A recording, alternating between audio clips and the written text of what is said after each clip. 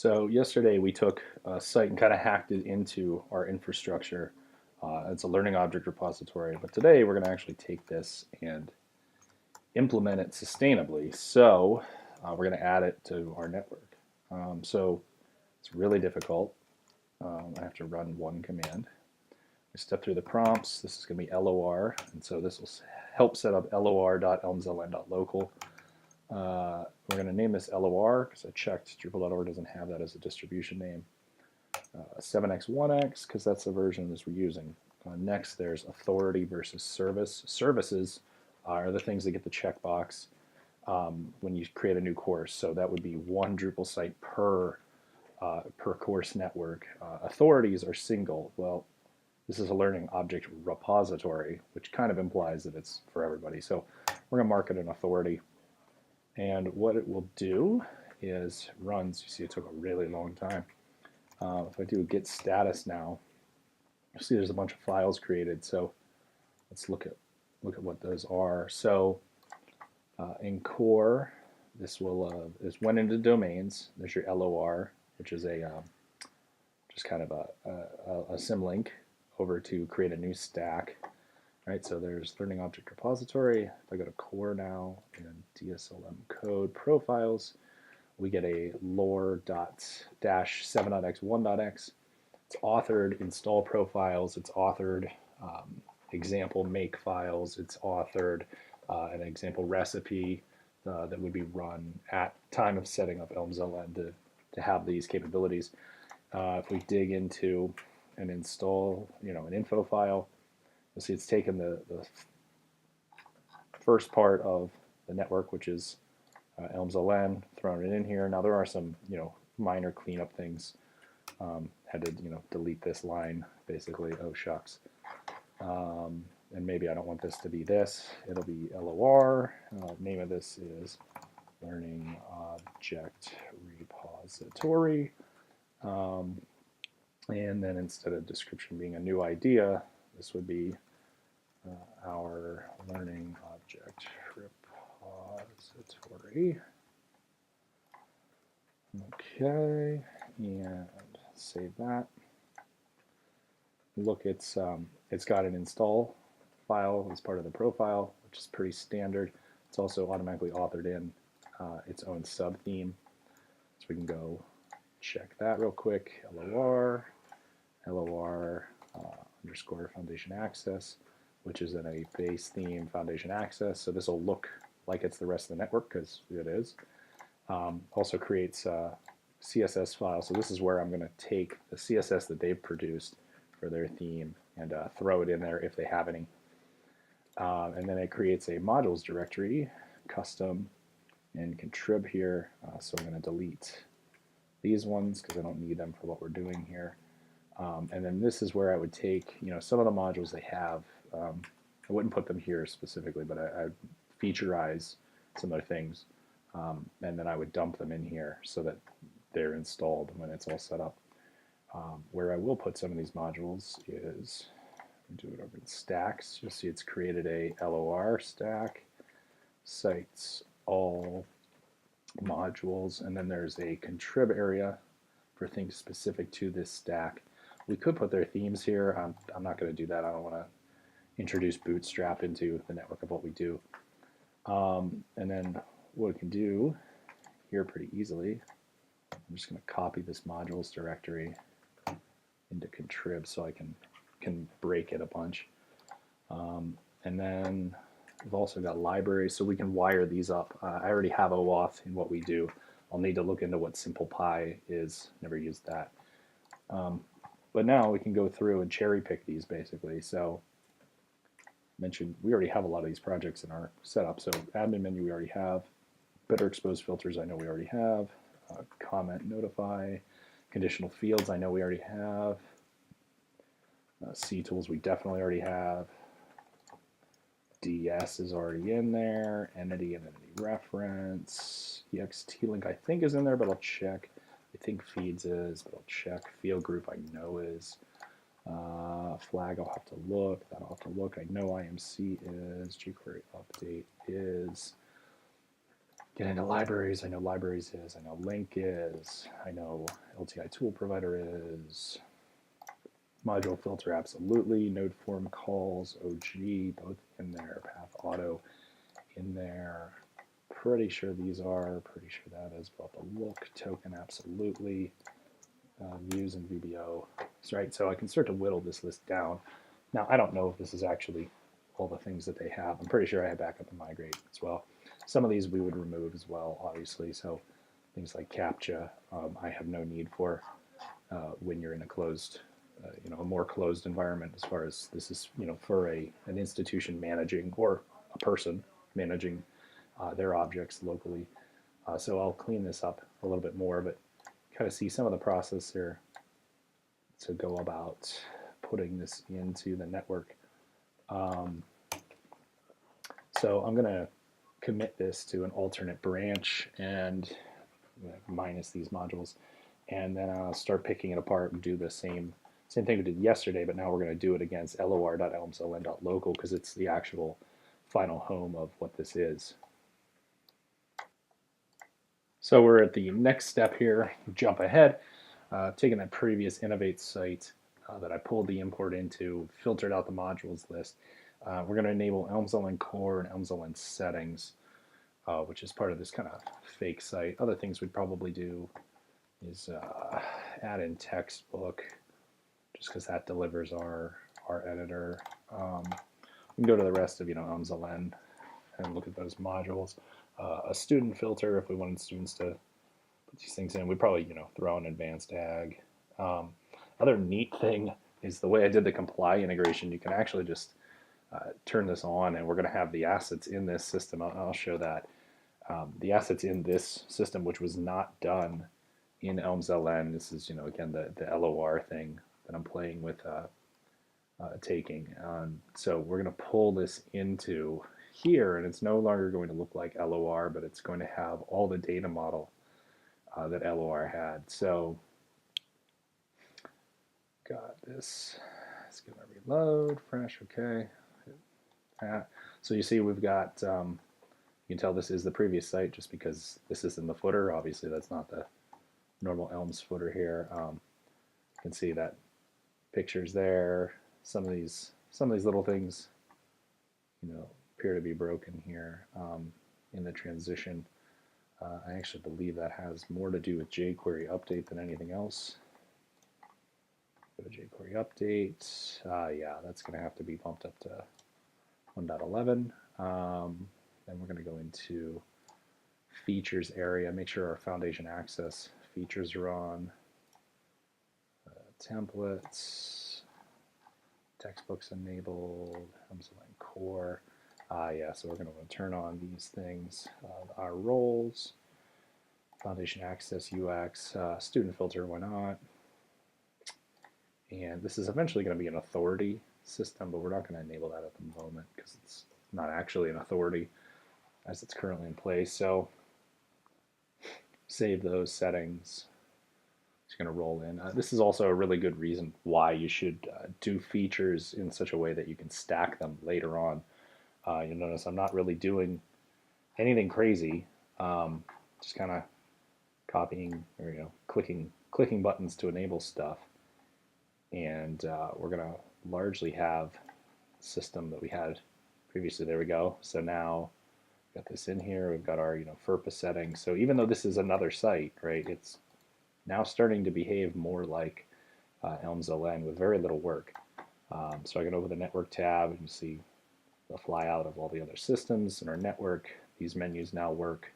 We've got the remixables that are in place. So what we don't have at the moment are those menu links in normal places. So this is up here, find content, because clearly they had those in their site. So let's take the menu, I believe. Yeah, there's a menu navigation, right? So there's the add resource and the my bookmarks. So translating this to Elms, this would probably be under our add menu that we have in here. There it is, add menu, and we would probably just add this to resource. Okay, so we'll save. That'll create the link under there, and now got it in our interface. We hit resource. You can see we've now, because I turned textbook on, it's not defaulting to their text editor. It's now defaulting to the ELMSLN text editor, but it still has all the other values, right? This is the important thing in my mind, is the data model that's laying underneath here. Curriculum, all these values are still in here, flags, all that fun stuff. So what we're going to do is jump to some content. You can see, what it looks like. Bounce around. You'll see it's using Foundation Access to deliver it, and so these get, kind of goofed up here. We'll need to do some repositioning via Display Suite, but again, because they use Display Suite to place a lot of this stuff, it largely just works, quote unquote. I mean, it's obviously not gorgeous because it was built around the theme they were using, but it is all still here. There's a comment notify, all that good stuff. So the interesting thing said is that this should be able to talk to compliance all because I turned on a module. And so in part this is testing that. I don't know that, but I'm going to hit save and see what happens.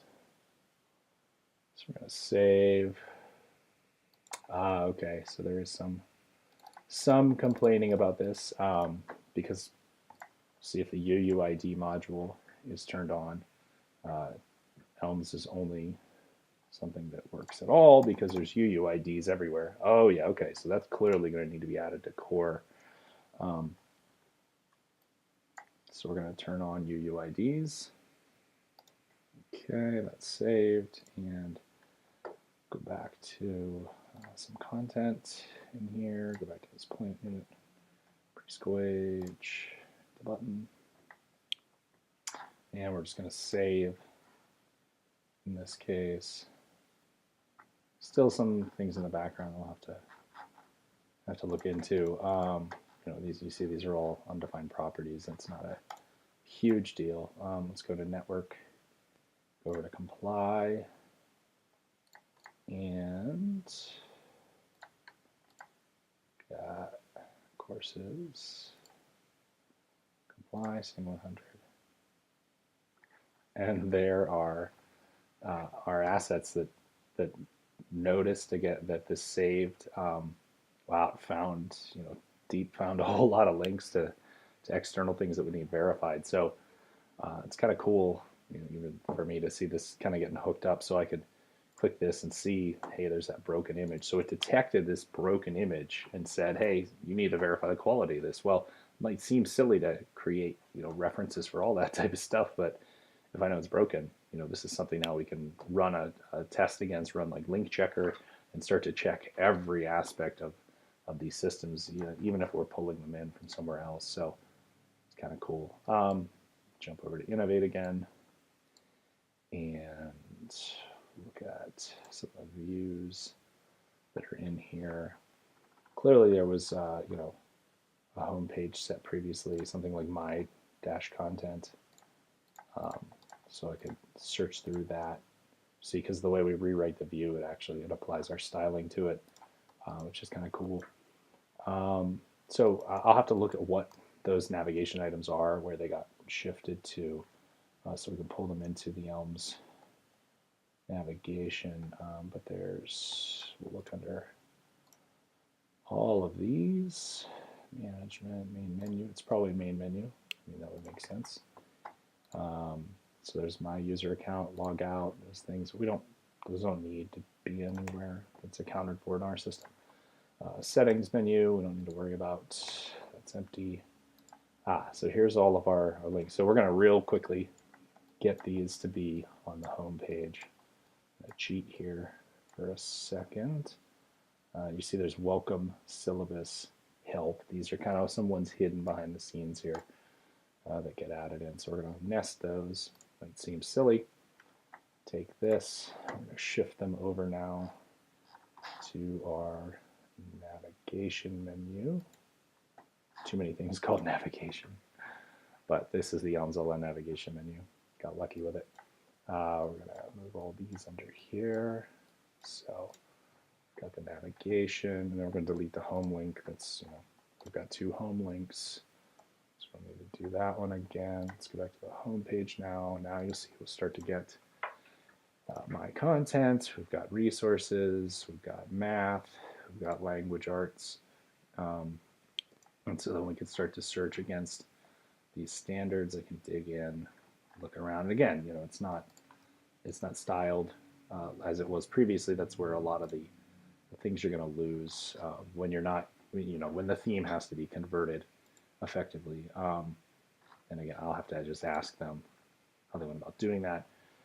But so we're to this point. It's, you know, clearly it's kind of running within the way that we would do this.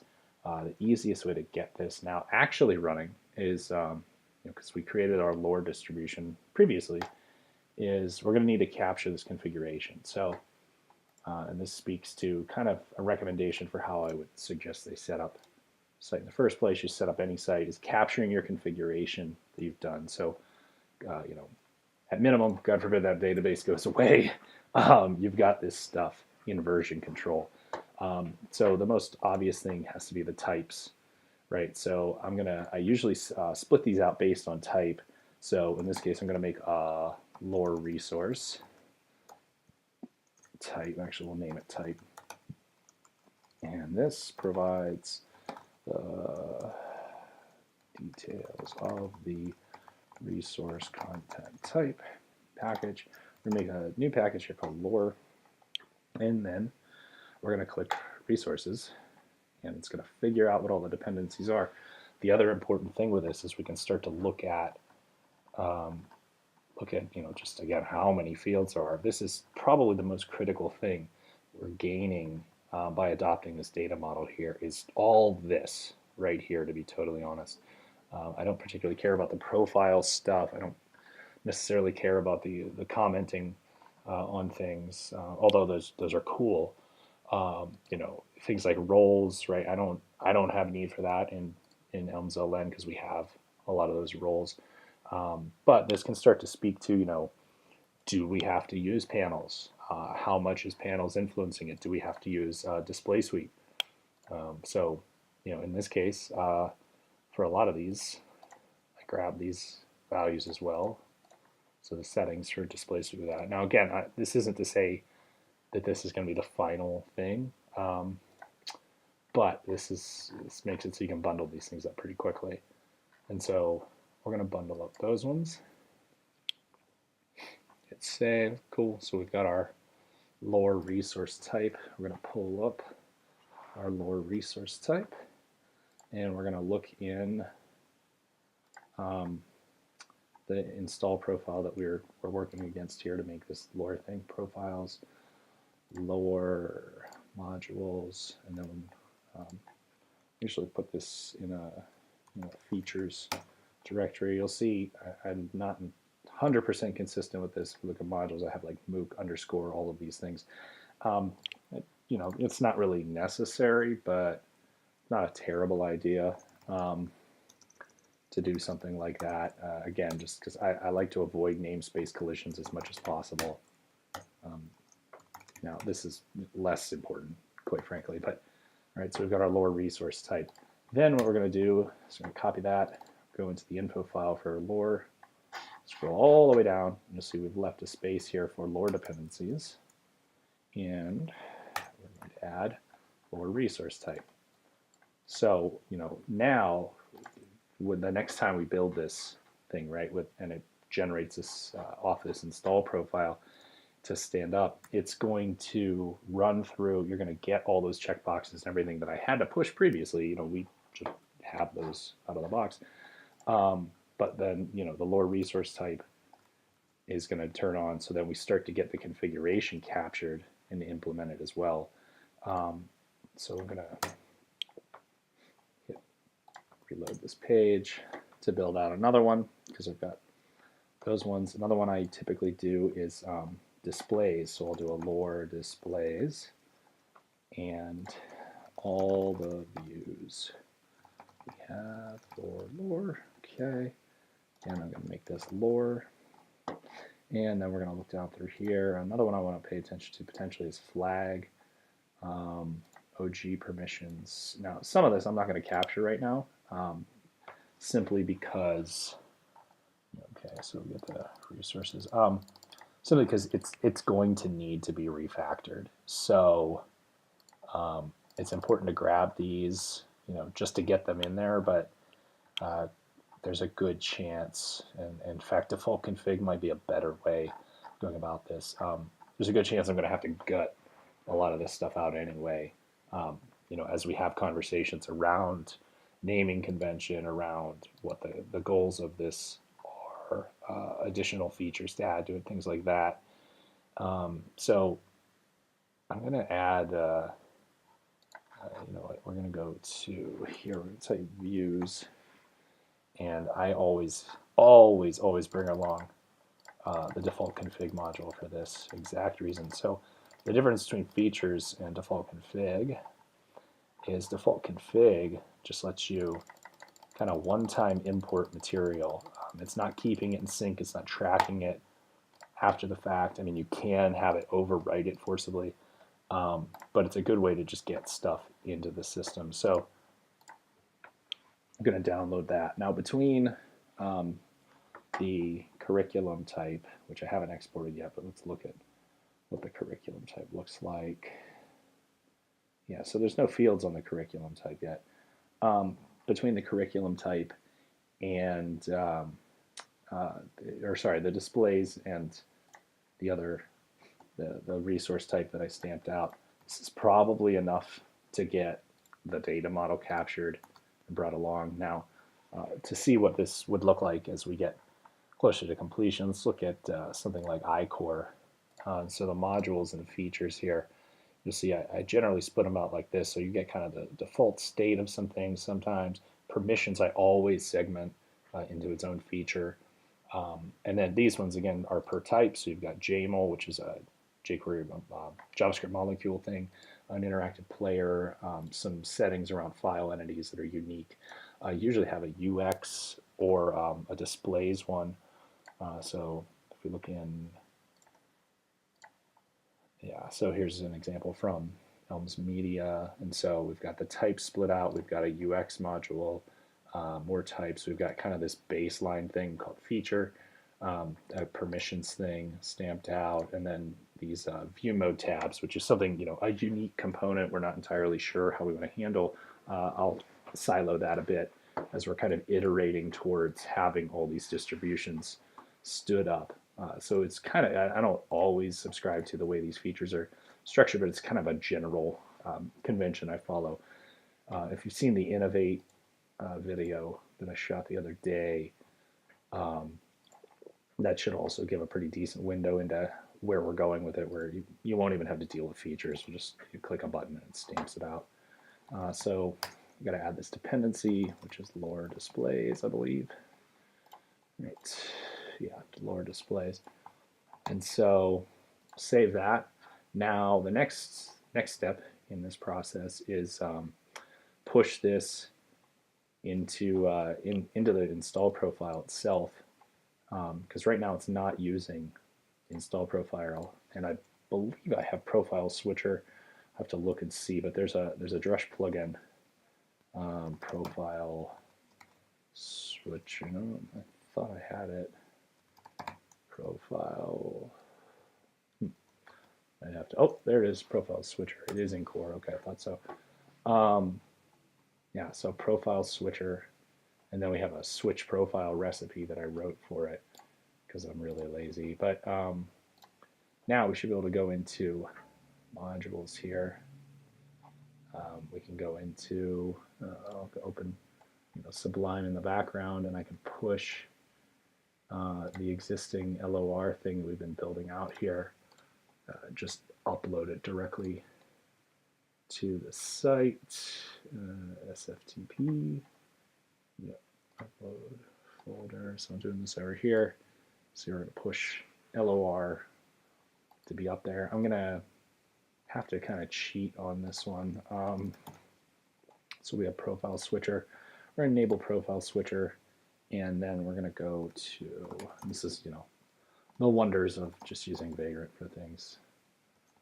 Domains, Innovate, and Sing 100s, actually profiles. Right, so right now, these are the only profiles available to innovate, but through the miracle of symlinks, I can do LOR profiles.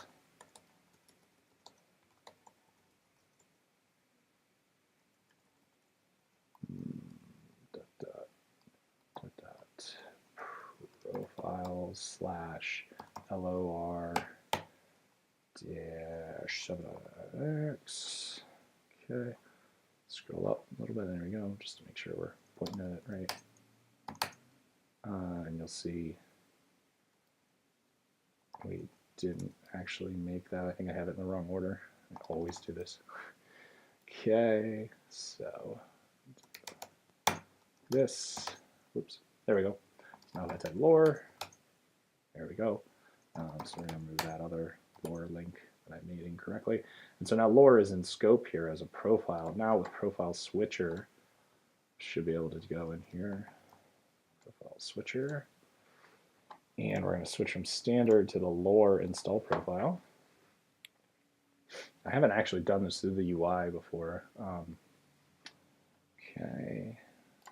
I always use a Drush recipe to do it. There we go. So now we're running off the learning object repository distribution, or at least we've tricked the site into thinking it is. So while it wasn't installed on that, it's thinking that it was, which is awesome. Now, as a result of that, look over at features pane here, and we'll see there's LOR and those things I kicked out. Something else cool we can do with this as part of the conversion process is I can go in now and do d at innovate.sing100, and then kind of a cheat, if you will, but you can enable the install profile as if it's a module. And if you enable the install profile as if it's a module, it looks at that dependencies list and then sees what's not enabled and then enables it all. So we're going to take this site that was previously produced as a standalone Drupal 7 site somewhere else. We've imported it. We've ripped out all the things that are not unique to the way we had overlap right between these two. We've turned it into some features. We've turned it into an install profile, and pretty quickly, because I've done this in real time, you've got a new tool in Elms Learning Network. It's built out of the guts of something previously. It's done as if we had sat here and done it one day. So I'm not going to roll out a system in a way that's quote unquote finished when it has tabs to things like math and language arts and science necessarily. I don't know that we would use these conventions while it's pulled in like this, but it's at least provides something we can try to do in the first place. And a lot of the things that we focus on in the project have to do with such ridiculous degrees of automation that then we can kind of take data from anywhere and pull it in. So we can leverage people's data models. So see, for example, this has Michigan Science Standards. Well, it's maybe that's not related to what we would put out in a general package, but then there could be the module called LOR _ Michigan Standards that adds those fields and adds those things in. So we've taken something that was very specific to one institution and abstracted it to such a degree that anyone can use it and leverage the ideas of it. So if I want to add a resource, I've got our usability patterns in here. So it's about as far as I'm going to take this at the moment, because right up to about this point is where we'd have to stop and look at scope and things like that. So thanks for watching.